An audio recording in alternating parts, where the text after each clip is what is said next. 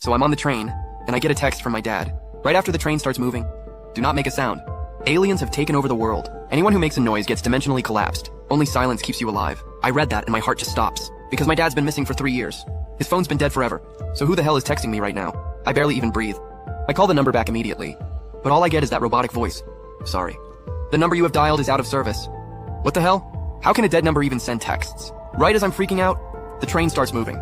I stare at that text and stay quiet. This doesn't feel like a prank. It feels more like something supernatural. So I decide to keep my mouth shut. My boy Wang Qiang is sitting right next to me. To stop him from making noise, I pull up my notes app and type to him. Wang Qiang, don't make a sound. I'm not joking. Stay quiet. Please. Just trust me on this. Wang Qiao has no clue what's going on, but he sees my face, and he just nods silently. But then... A tentacle suddenly reaches into the car. It goes straight for anyone talking. The moment it touches someone, they go from 3D to 2D, like they got painted flat onto the floor. Oh my god. So that's dimensional collapse? Guess that text was real. After everyone who made noise gets taken out, the tentacle pulls back out. I walk over and check the car. The walls and windows are completely fine. So the tentacle's not even in the same dimension as us? But that's not the problem right now. I look around. There's only a handful of people left. They're all too scared to move. The whole car is dead silent. Wang Qiang puts his phone on silent and types to me in the notes app. Chen, how did you know not to make noise? And what the hell was that tentacle thing? I just got a text saying aliens have invaded. Anyone who makes noise gets collapsed. And get this, it came from my dad who's been missing for 3 years. So I chose to believe it. So that tentacle is the alien's weapon against us? I'm about to type back to Wang Qiang when this guy in workwear walks over. He's shaking and asks, what just happened? What was that thing? Oh no, the second he finishes speaking, the tentacle slams right back in, straight through him. And of course he gets collapsed. Now pretty much everyone gets it. Nobody dares make a peep. In just a few seconds, this packed train is down to maybe a dozen people. We all gather from different cars.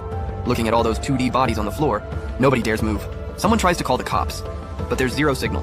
And just when we're all panicking, this guy in a suit holds up his phone. Hey everyone, I'm Zhou Gang, a PhD student in psychology. I think we should find the train cops. He puts his idea out there first. I glance at all those 2D people on the ground, and a bunch of them are wearing cop uniforms. So I type back, you see the cops on the floor? They got collapsed too. There's gotta be someone left.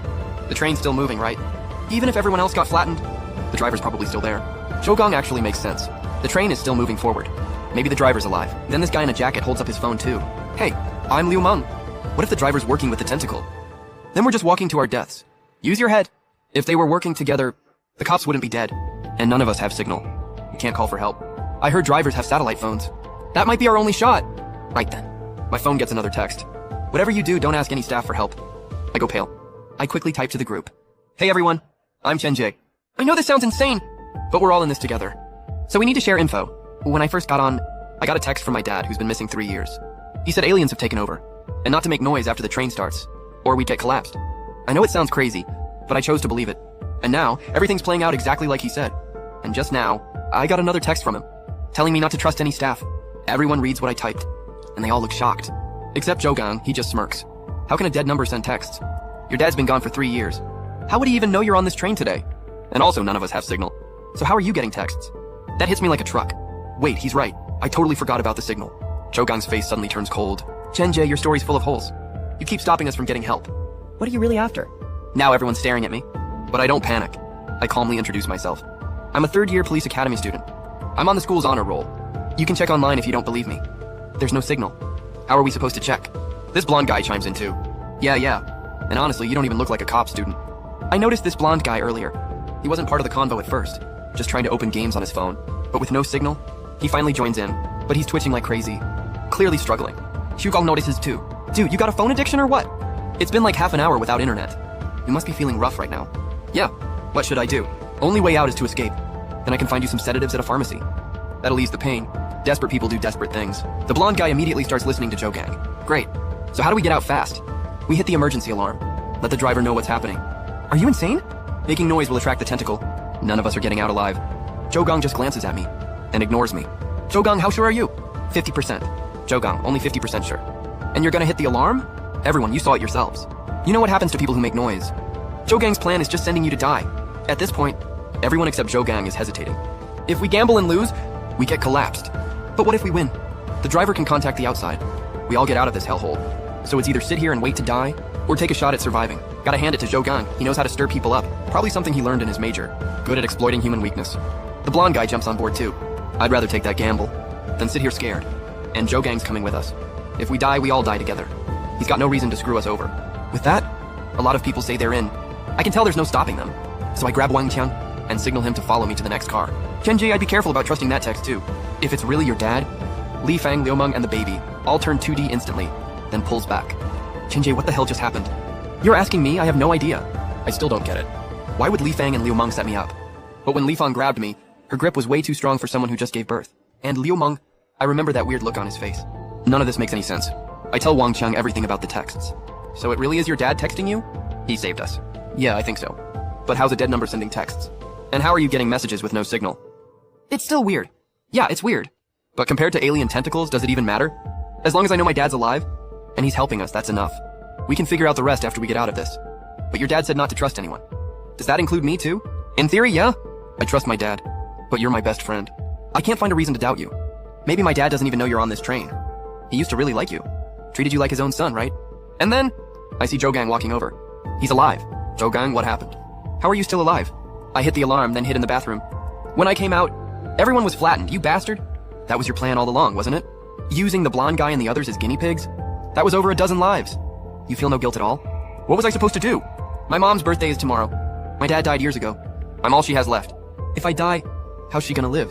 They chose to trust me. That's not on me. I'm so mad I want to punch him, but I hold back. Chen, I believe you now. I was arrogant before. Too full of myself. I'll listen to everything you say from now on. Please don't leave me behind, I'm begging you.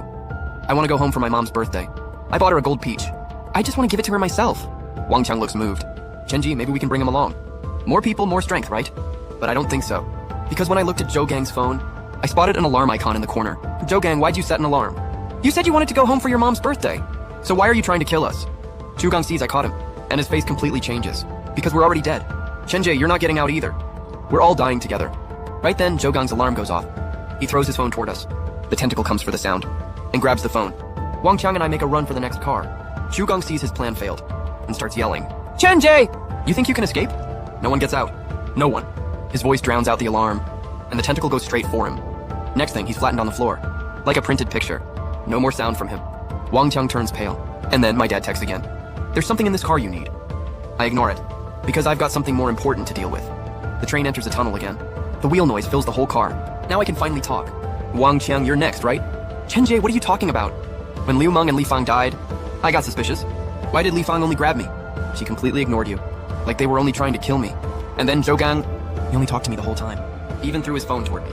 Never even looked at you. That can't be right. I was right there with you. It doesn't matter where he threw it, right? Fine. Then explain this. What's in your pocket? Wang Qiang's face changes instantly. What? Scared to show me? Chen, you really are a top student. You caught me. He pulls out a digital watch with no strap. When were you gonna plant this on me? I was gonna wait till this tunnel ended. Too bad it's too long. Almost 10 minutes. And you already figured it out. Annoying.